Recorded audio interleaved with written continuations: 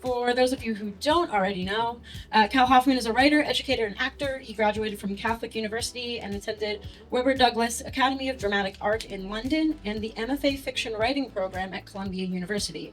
He's taught English and creative writing to children of immigrants, private school students, and young people in foster care. As an actor, he has performed in regional theater across the country and starred in acclaimed New York revival of Jules Feiffer's Elliot Loves. This evening, he is in conversation with Arye Gross, who's an American actor, best known for Minority Report, Big Eden, Gone in 60 Seconds, A Midnight Clear, and House 2. And A Matter of Degrees. And A Matter of Degrees. Yeah, well, those, you gotta add those to your bio. All right. So we just wanted to thank the publisher who's here this evening, Rare Bird Books, Tyson Cornell and Alexandra Watts, as well as let you know that Cal's parents are here, which is very exciting.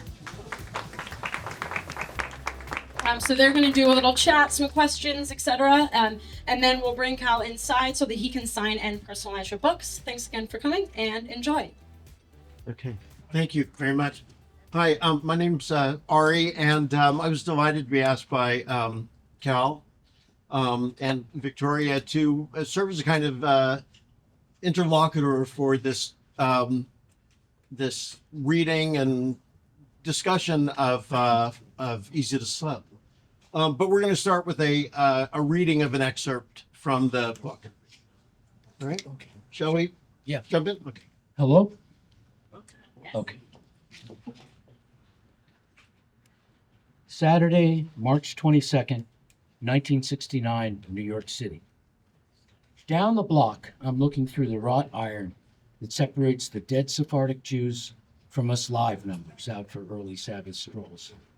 We're almost at 6th Avenue when I hear yelling, then laughing, then yelling, seemingly at the same moment, so nasal it makes Danny's wine sound like Basso Profundo in La Scala. Boobila, where's your Steffi? Where's your Steffala? It's a little guy, squat, husky, shorter than Uncle Danny. She doesn't shop. My uncle shouts back across 6th. You poor already? She buys. All day she buys. I do all the shopping. Schlopping, mopping. In the market for a hearing or a herring? Can't afford hearing. Gotta buy locks. For Elliot? How'd you know? My uncle's crossing the street now, so I follow him. Loose lips like small hips? Whose hips? I don't know. What do you think? Stephanie? Your Stephanie or my Stephanie? Want to come? Come. Gardner gonna be there? Of course not. So why should I be there? Look, she's finally getting her rights. The little man's peering down at his wire terrier, who squats on the roots of the only tree planted this square-foot plot of dirt, southwest corner of West 11th Street. Good girl, good girl, he's saying. You want a part? My uncle asks. Parched Marty mutters. Drop by, Danny says. After 10, we might be off Broadway. Tell Stephanie. No, you tell your Stephanie, the man says with a hearty cackle, or a cackle in his heart, depending your perspective. Jealous. My uncle says as we walk toward 10th. Who's his Stephanie? My lover in the movies. Yeah? Mel thinks it's real. What if it's real, I ask? The great what if Stanislavski. Your aunt's Shakespearean. She'll only murder me. Hungry! Helen's looking down again from the 6th floor. Daddy, I'm hungry, comes her shriek from the tower. Helen, quiet. My uncle yells up to her. It's Shabbos. We're sorry. Bring me lox, cheapskate. You gonna refrigerate? You'll be hungry all week. So bring prosciutto. Your husband, Hal, Danny pleads. He'll never forgive me. He married me, you dummy. But we're already half a block past. In a split second, walking straight into the grocery. Tiles and mirrors sparkling, clean as newly opened Moet. All this rude, illogical shouting about marriage and Stephanie's gets me thinking. Questions popping like disorderly champagne corks. So I asked Danny about the first guy, the little guy, why he's so crazy funny. My uncle said he's always on because he's a writer, a comedy writer. He's on, Danny explains. Everything with him is loaded. He's funny looking, I say. Harmless, but vain. Makes him paranoid. This thing about two Stephanies, he wants bed with my wife. What? I ask. Get in bed My uncle states flatly. with dear Aunt Stephanie. Danny turns, looks me straight in the eyes. Sorry, he says. I forgot. You're too young For what? for understanding. Don't mean an insult. Wish I was young. I suppose Danny really does wish he was young. But boy, he's a dummy. I get the whole thing. Temptations, infidelity, the jokes, the whole draggy kahuna. I get it. And this is another big reason I love my uncle. He's always telling me things I'm supposed to be too young for, and they're fun to hear about. Less than 24 hours, here we are again, talking stuff over, standing in front of this effervescent clean counter.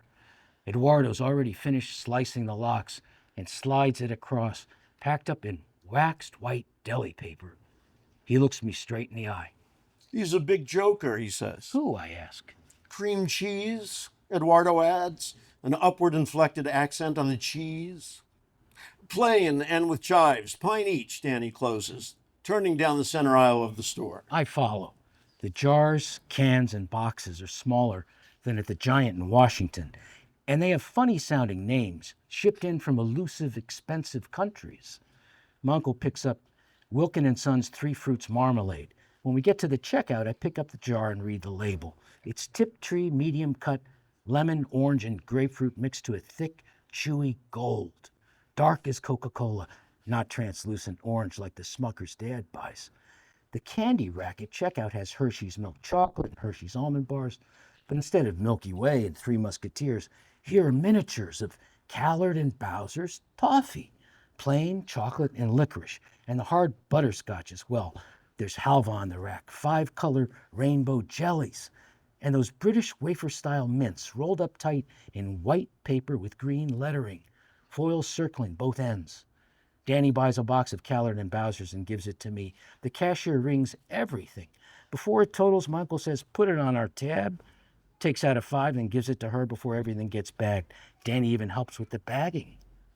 Thanks, Mr. Kovner, she says, and we're out the door. We're off. Let's walk up Fifth. My uncle says. Don't want to pass Women's House.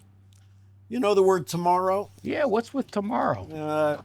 Favorite curse of the Beats. It's when we bring Helen food. Gonna take her pastry. Gotta last all week.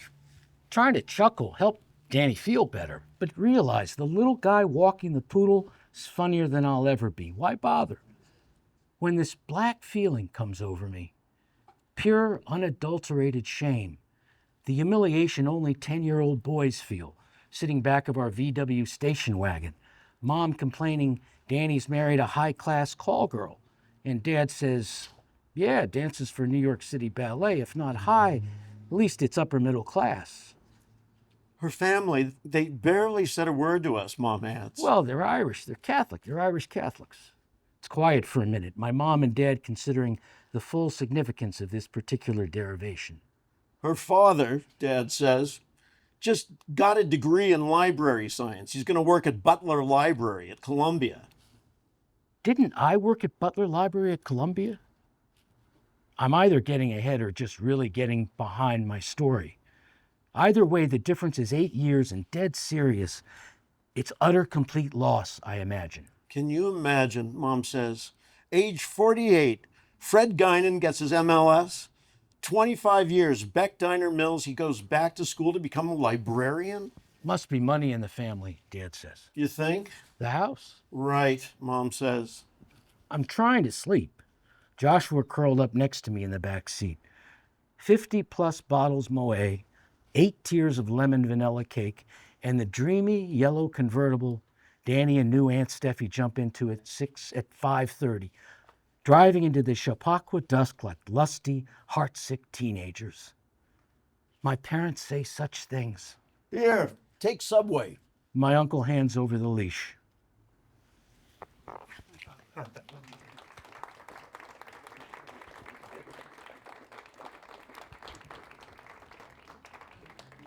So, this is not actually the beginning of the book as you read it.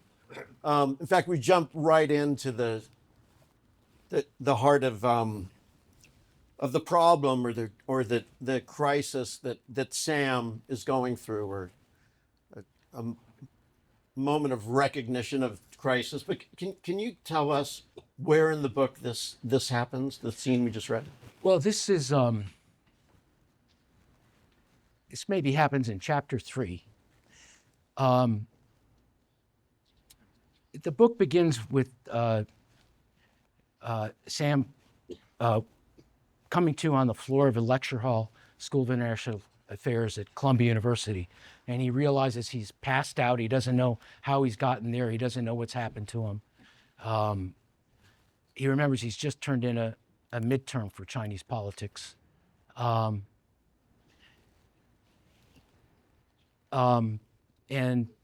Cal, louder. okay, he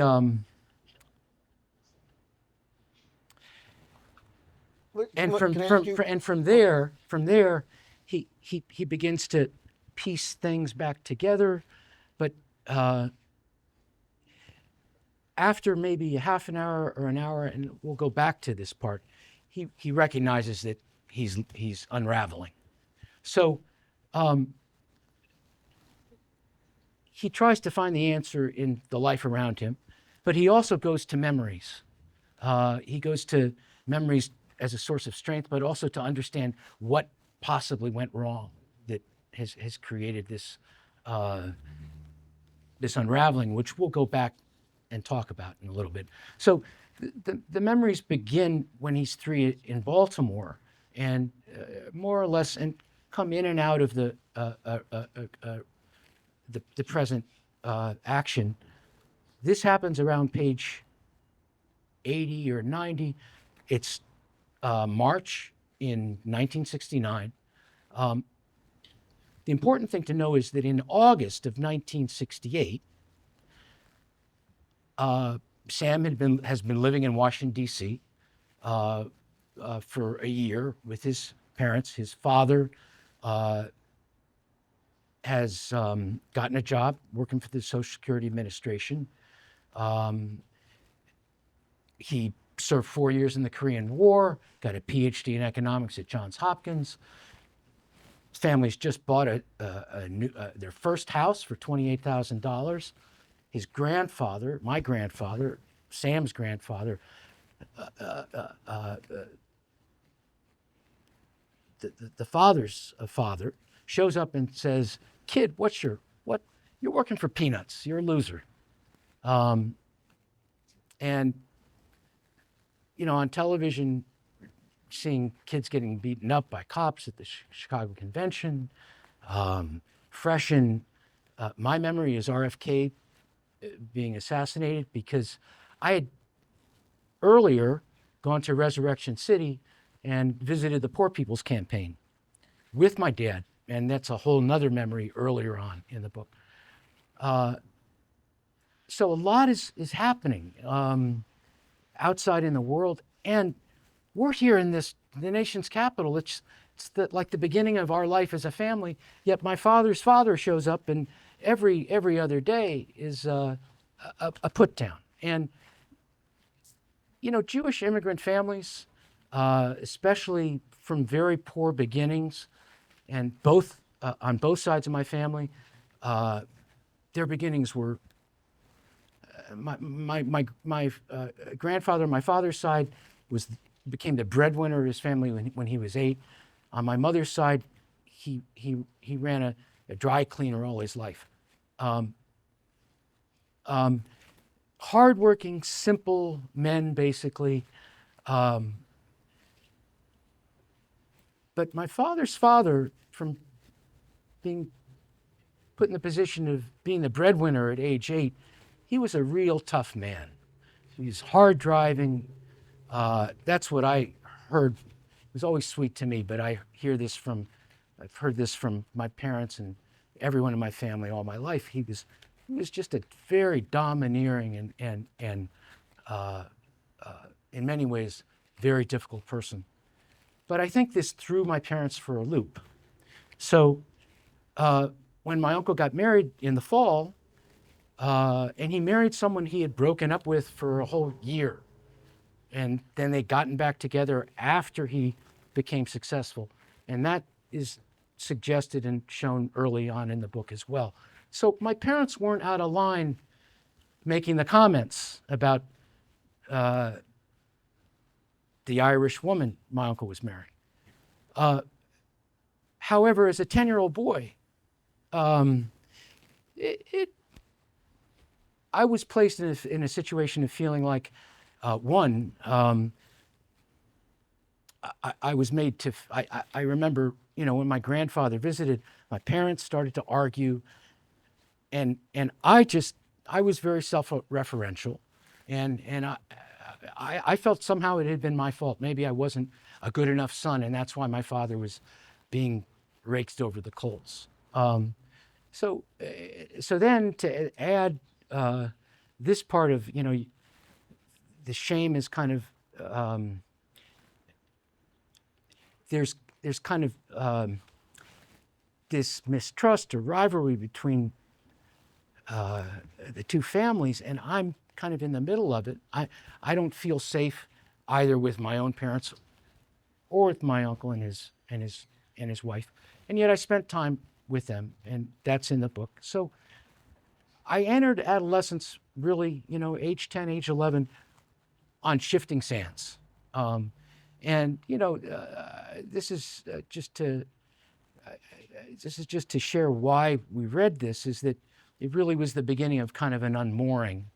And so I spent most of junior high and high school in the library. I acted in plays.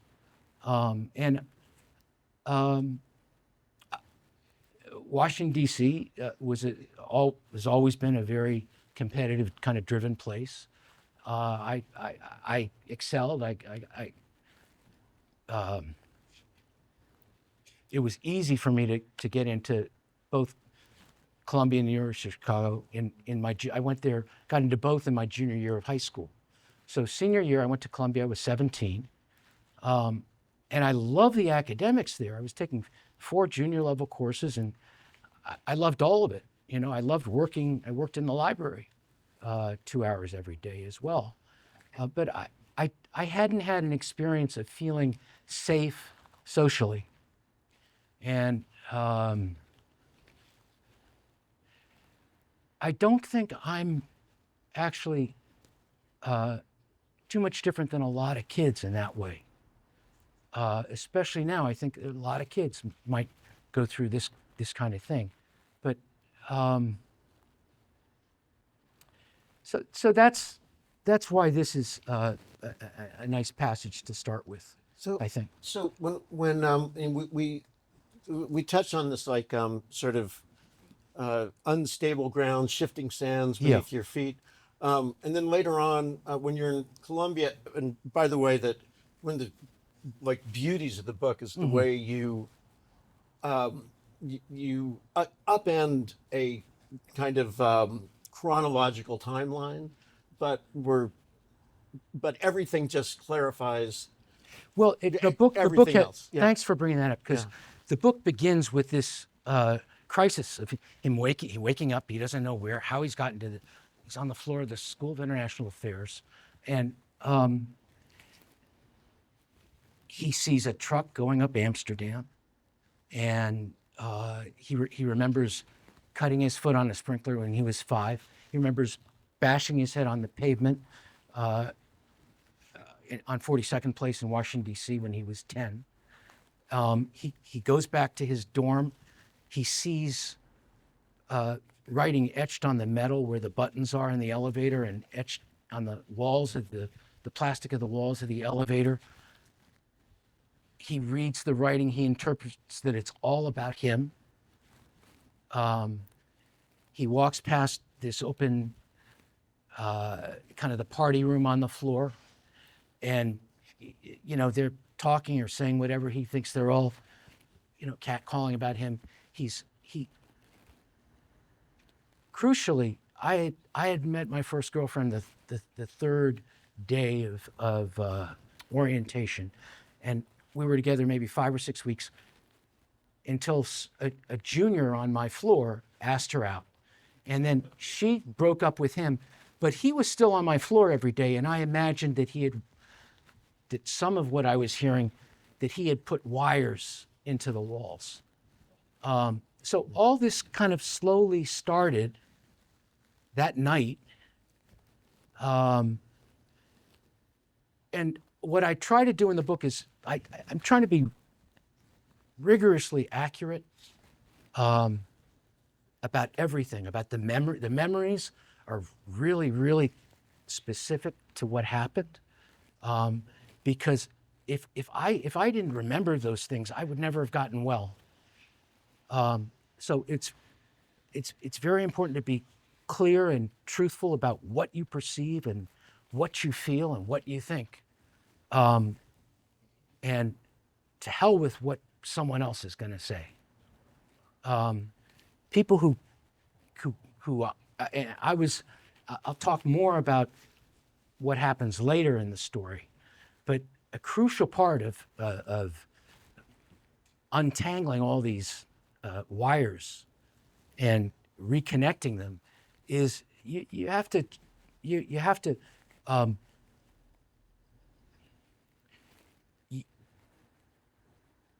take the time to admit your own frailty and admit sometimes humiliating or uncomfortable or sad things that have happened, and not care what anyone's going to think, and be really honest with yourself about it, and also just have a kind of a you have to love the engaged active part of life more than you love the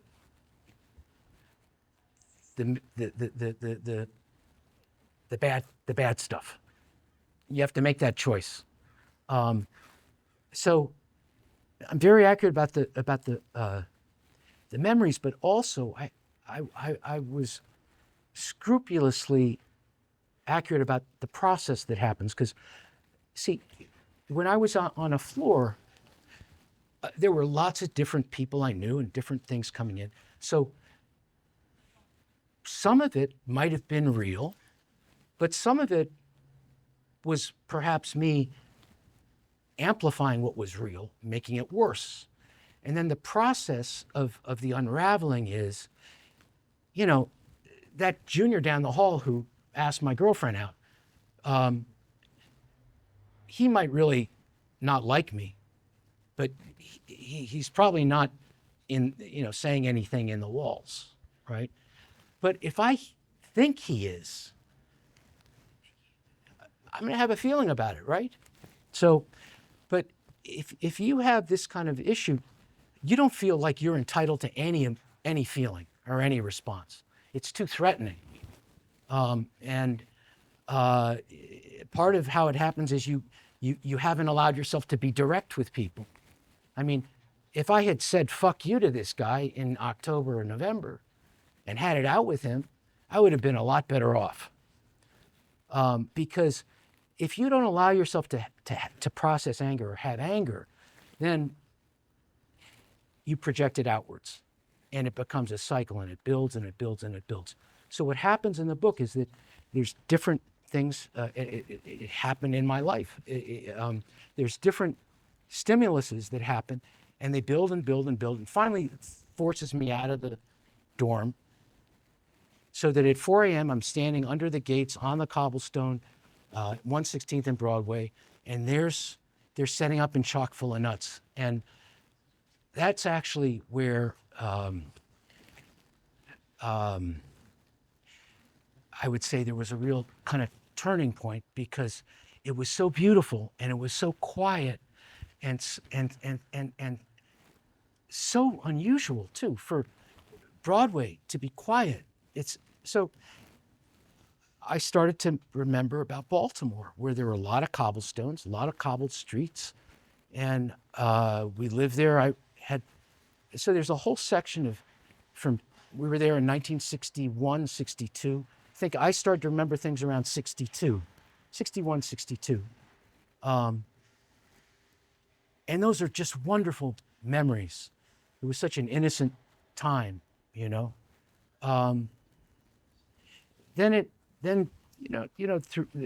this process of engaging with what's around me in New York In 1975, 76, the Upper West Side is where it begins. It was a great, wonderful place to be.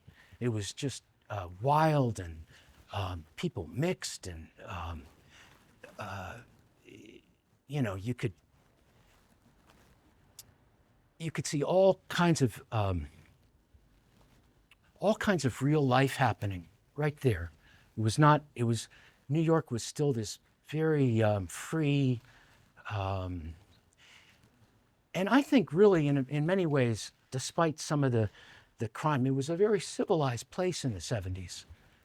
People read, people thought, people talked. There was lively literary community at Columbia University, and I'm going to have my professor who's in the book in 19th century English novel he lives in Vancouver. He's going to be my interlocutor in Seattle. He was sad he couldn't come to New York. He was Lionel Trilling's TA, and I think part of even what happened to me was I was able to take in such a incredible intellect, such an incredible world of literature that year, that I think it made me even more aware of some of what was lacking in my own inner life. Because I went to Columbia to be a writer, and that stayed with me all my life. I mean, I wrote on and off. I did a lot of acting as well, and that actually became something that was my main activity at when I was in a hospital. So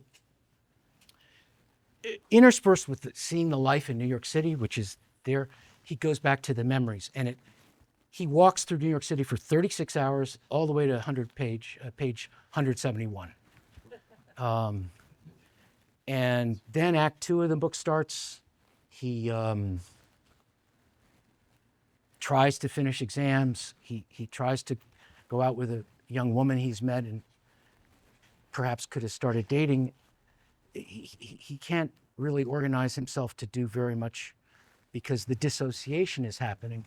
And when that process starts, you can't really stop it. It happens without you're not even aware of it a lot of the time. So it's there.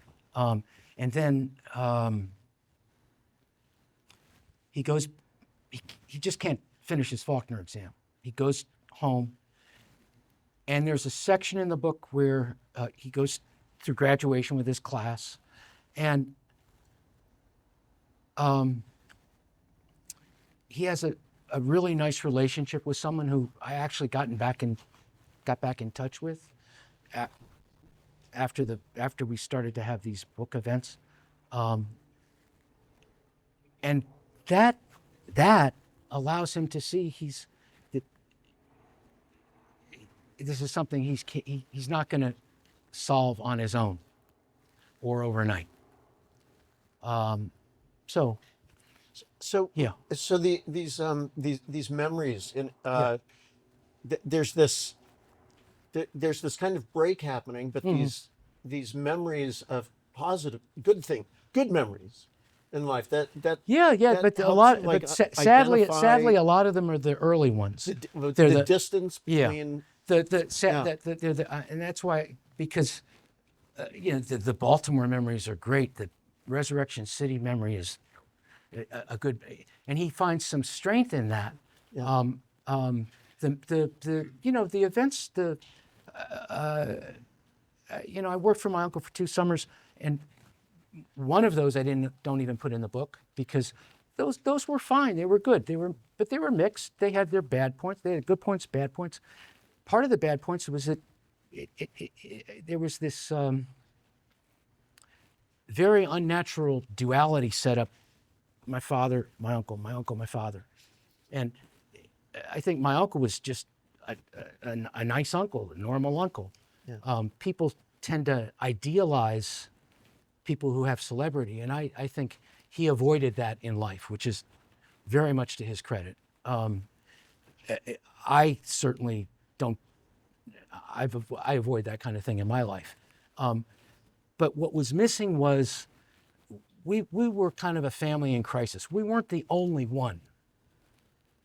I mean, we read the book in Miami, and one of my classmates came and took us out to dinner afterwards. He said, "I felt just like you." He said, "No one knew," and I was okay. He ended up going to Georgetown, but he said, went down in the basement of my house and I read from age 5 on. And he, of course, had his,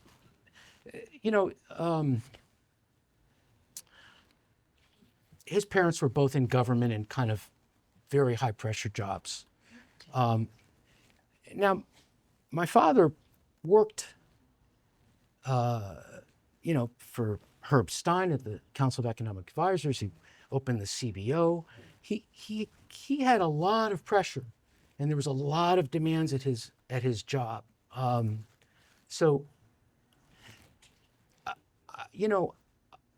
One thing that I think is unusual about my family is that when this happened, everyone kind of took a pause, and I think my parents were willing to say, well, they were willing to say, well, maybe we made some mistakes. Can I ask you a question? So you're around Columbia when this happens. Yeah. But your family's in DC? Yeah. At that time? So how do you get back there? At that moment? Well, I couldn't finish my Faulkner exam. Yeah. I went down, I spent a couple of days at my uncle's, and then I went back. After a couple of days, I went back up to Columbia thinking I'd finish exams. Yeah. And as soon as I got there to my dorm, I said, "Oh no, I'll go home." Yeah. So I went home. And that's when your parents were. My parents were people at home. to like recognize that. Yeah, but something wasn't right. But that wasn't really where the recognition came. See, here's what was helpful. Yeah.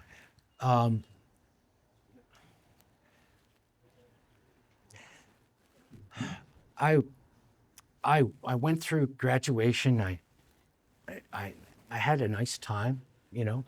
I still could. That made me aware that I really had this. Things weren't going to get better. What eventually happened is my dad took me to a short-term hospital, but in that first 6 months, among a lot of other things that happened, probably the most extraordinary thing is a wife, the husband of a woman who worked with my father, CBO, was a fairly high-placed psychiatrist, right wing. I won't mention who he is. I'm not sure he's around anymore. He called my mom. He said, what your son has is really serious. It's never going to go away. He needs to take drugs. He might be able to manage if he's on drugs and have some kind of a job, but he's not going to go back to college. He gave my mom what a lot of doctors, the kind of prognosis a lot of doctors would have at the time. You know what? My mom told him to fuck off. And John Burnham Schwartz is the one who said that in New York because I was afraid to say it. But I'm going to switch your mic. Yeah. Because you project and he doesn't.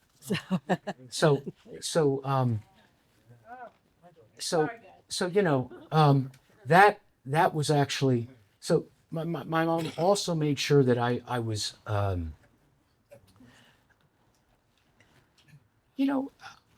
was. They were private about all this. Right. Now people talk about this stuff. I wrote about it because I've done a lot of. I worked in a mental health clinic. I led a storytelling group at Columbia Presbyterian. I'll get to that later, but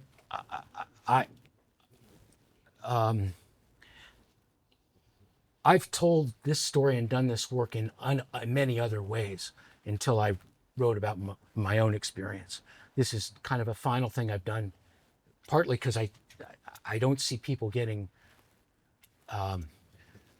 better informed. And by that, I mean, this country has a tradition of great psychiatric medicine. How are we doing now? Not good. Yeah. But I was, I guess we can get to this part and then, because Yeah. time is, but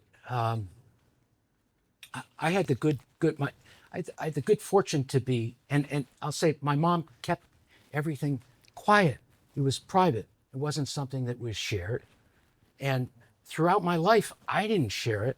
I shared if I was under real duress and I had difficulty, I shared it, and it never worked in my favor. So, when I got back into college about 5 years later, I was in 100% remission. I approached life like I was well. But the thing that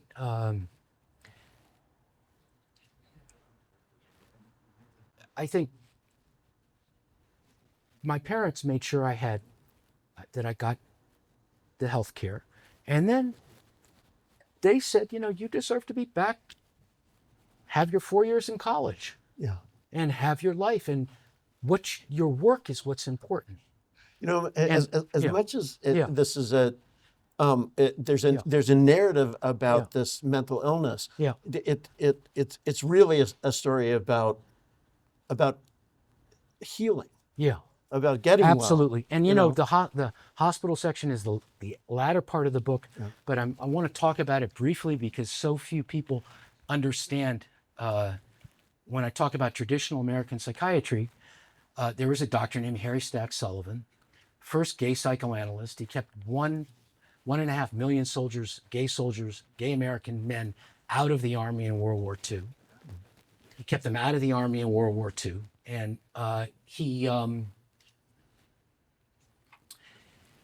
he split from Freud, wrote a book called The Theory of Interpersonal Relations, which I read at Columbia. I took post-Freudian psychoanalytic thought. Was this before? This was before this happened. Huh. Yeah, from Professor Galen, who wrote a lot of stuff.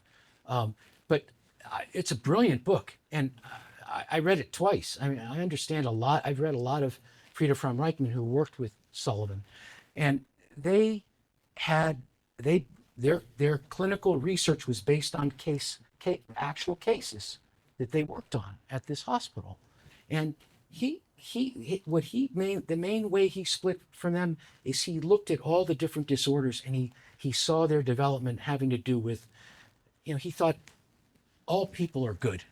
He was accepting of a whole variety of human experience, sexual orientation. It's not all in his writing because it was the 40s and it was not allowed, but everyone, he had a partner. And in fact, at that hospital, Chestnut Lodge, there was a group of gay psychiatric social workers who were very caring, sensitive people. I mean, they were my friends. I mean, the patients there were my friends. I still love those people. But because I was there, I had a community to be with. I was seeing things and hearing things it was for a year and a half. I was on a locked ward. It took me a year and a half to get the privilege to walk with an escort to the dining hall, and then another 6 months to go on my own. And it wasn't that I wasn't thinking and aware and cognizant, but I had these, auditory hallucinations, and I wasn't capable of organized thinking, and they were trying to help me to get well. Yeah. So, and there was a whole science behind it. Now, I write about a lot of this in the book, and I don't want to give it all away, but the best example is Frieda Fromm Reichmann fled the Holocaust.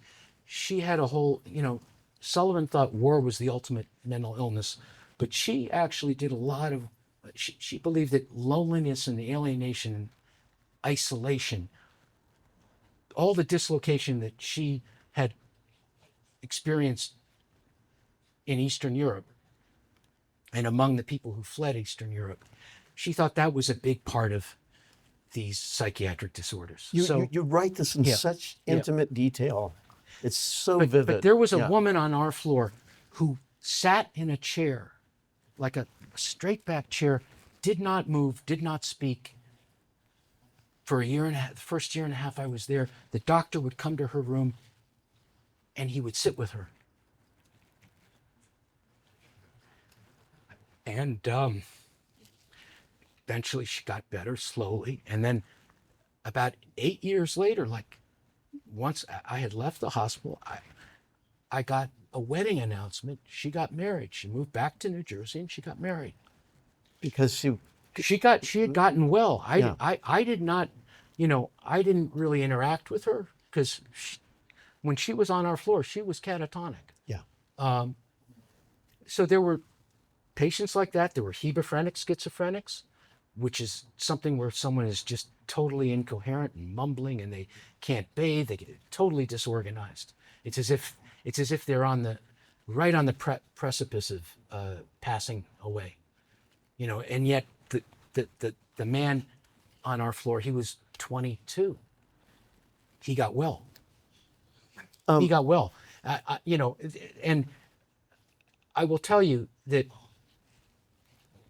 there were a lot of state hospitals in this country that were like this, that were like Chestnut Lodge. Yeah. There's a state hospital in Queens. I saw the exhibit at Queens Museum of Art. They had a big art studio there, and they exhibited the artwork of the patients there. They collected the artwork for a period of maybe 15, 20 years. That hospital's now closed. They took funding away from these kinds of hospitals. This was a state hospital. It was extraordinarily good work. It was really good. It was a great exhibit. It's right out where they had the World's Fair in Queens Museum of Art. And those people, many of them came back and worked in the community. They came back and lived in New York and worked as artists. There's a way in which these are things people have forgotten in 50 years or 40 years or 30 years. And they don't give the credit. The credit is with the medical traditional American medicine. Yeah. If you see Splendor in the Grass, best film about mental illness from my point of view. And most of the mental illness is not the people who are hospitalized. It's the father and his son. That's right. And the woman who's hospitalized, the end. The hospital in that movie, there were many hospitals like that. Yeah. That's patterned after Meningers.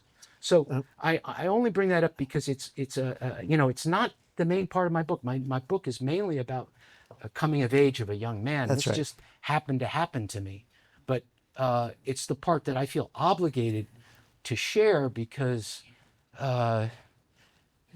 it's like there's a lot of amnesia. I mean, the other thing is medication is a great thing. Anyone who's bashing medication is out of their mind. Cal, I will just say that flat out. Can we open this up to some questions? Yeah, Dialogue and with some folks? I can say what they used to do at hospitals is once you stabilized, they then took you off the medication, and then you would actually fully heal. But you would never be able to get to that place without a little bit of medication first. Yeah. And people are not, because there's been so much abuse by the pharmaceutical industry, including suing hospitals for doing this kind of medicine. People are, bashing them as well. But anyway, I can't help but talk about this stuff. I know. But the book is a very personal story, and there's more in it about a kid who's 18 trying to reach out to you know, to people and find out who he is. It's more about that than it is about. So Ari, I'm going to let you pick who. Yeah. Does anyone have a question for Cal? Yes. Yeah, so it's Um, obviously a really personal story. Yeah. You call it a novel. How did you distinguish between just saying I'm writing a memoir Yeah. and I'm writing a novel? Oh, Like, well, what's it's the all, line it's for you? clearly a novel because it's all dramatized. It's, there there are characters whose names are changed because it's, I wouldn't want to, you know, I wouldn't want to have their names. It just didn't feel right. So it's, you know, there's, it's actually a kind of contemporary fiction that is pretty. There are a lot of writers who write the way I write, so it's not really. The thing that you can do with fiction is you can find the subtext and you can have a you can look underneath the literal events and find the real meanings or the real intentions or the emotions that you perceive or the ideas that are you know at play. Whereas you know if you have a memoir, it gets a little bit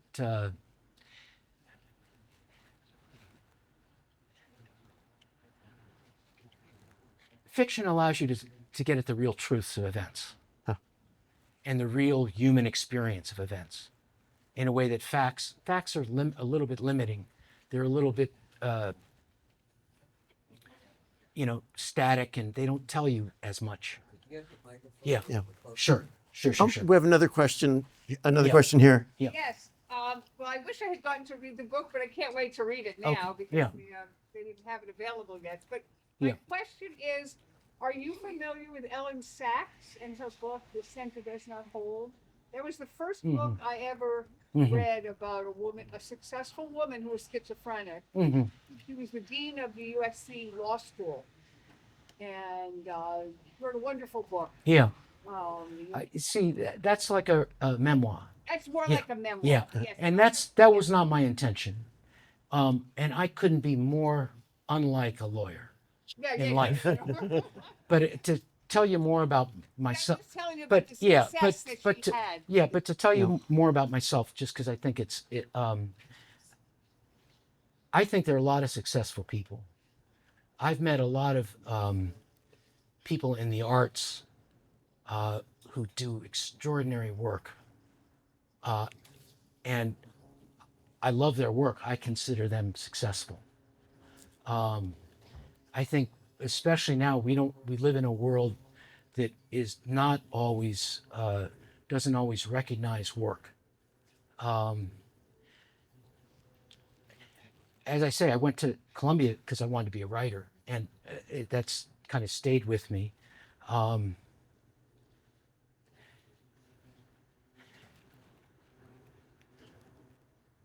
Right before this happened, I felt as successful as I ever would want to feel. I was taking 4 junior level courses. I was starting to date a woman I liked. I could have continued with that. And then this happened. So I can't go back and erase the onset of this illness. I did, I think, recover within 5 or 6 years. Went back to college in 1981. And I experienced, I went out there and really, I've lived a really full life. I wasn't able, I would have liked to have been writing novels in my 20s or 30s or 40s. I didn't really feel comfortable sitting in a room, and I didn't necessarily even have the community or the feeling of support for that. I did find a social life in theater acting, I enjoyed that life and that world. And once you start something like that, it's not something you want to give up easily. And then I started writing after that, and then I've been much happier as a writer. I love sitting in a room for 10 hours. So, and I actually think there haven't been very many people. I think this is the first novel since I Never Promised You a Rose Garden, written by someone who survived a severe psychiatric illness. That was 60 years ago. I think we have about a minute. And I point that out because I led a storytelling group. There's a Salman Rushdie quote about letting people own their own narrative and tell their own story. I worked with women from the Dominican Republic who worked as home health aides and domestics. Each of them had stories. They wrote stories in the group and shared it with the group and shared it with me. I still have those stories. Some in Spanish, some in English. They love that group.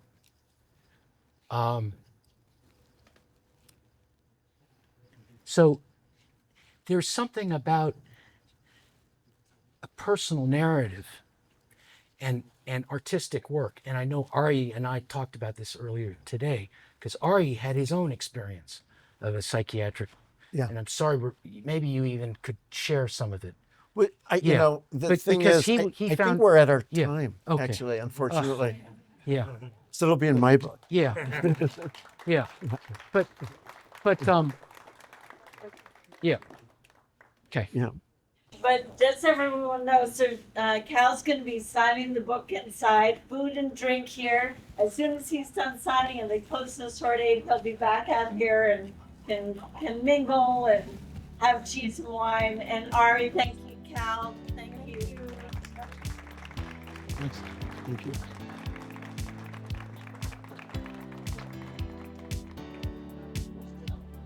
Thanks. Sorry we ran out of time. Yeah, that's great.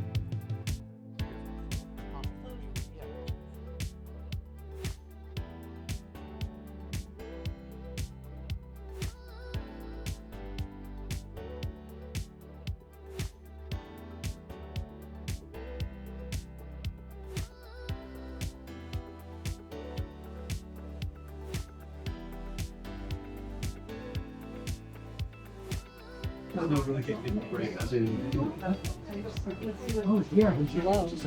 Oh, where's my camera? Oh, nice. So, thank you so much for coming. Yeah.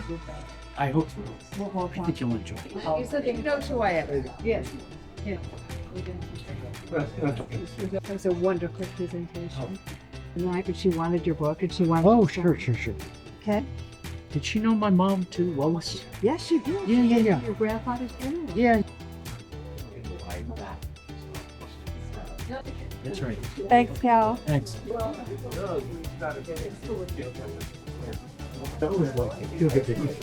see what I have? Oh. My name is Blair. I enjoyed your talk very much. Oh, good. Actually, I'm writing. Yeah, really? I hope I cut. I think that action was much easier in the 70s and 80s, even in the 90s. It's taking a video. I'm getting about 5 minutes. I hope he didn't go. He got here what he said, did he? And his friends, and I was there when he was born. I was there when she was born too. Oh, they're so happy to know that. Thank you. Yeah, right. That's very necessary. Exactly. Remember when you were pregnant? Come on, yeah. So, enjoy the book. Thank you. Yeah. Really looking forward. Yeah. And very nice to meet you. Yeah. You stay in touch. Yeah. Okay. Thanks very much. You're welcome. Thank you. Thanks for coming. Enjoy the book. I will. Thank you. Yeah. No, I More than I do. I didn't know you were left. Yeah. But I always You're fine. All right. I'm on the feet. Oh, great. Okay, hold on. So look at the next. Yeah. Hi. Sean? Oh, sure. Terry invited us to part of the Red Clans. Oh, okay. SHA. Yeah. Okay. Sure. We all did great together. Yeah. So that's the word. Associate. What is associate? And I company. I did a lot of work. Thank you. Yes. I hope you enjoy the board. Yeah. Yeah. Yeah. Come visit us in Washington. Good to meet you. Thank you. That's it. Yeah, I left, but not leave. Yes. So, thanks for coming. It's okay. Huh? It's okay. Yeah. Okay.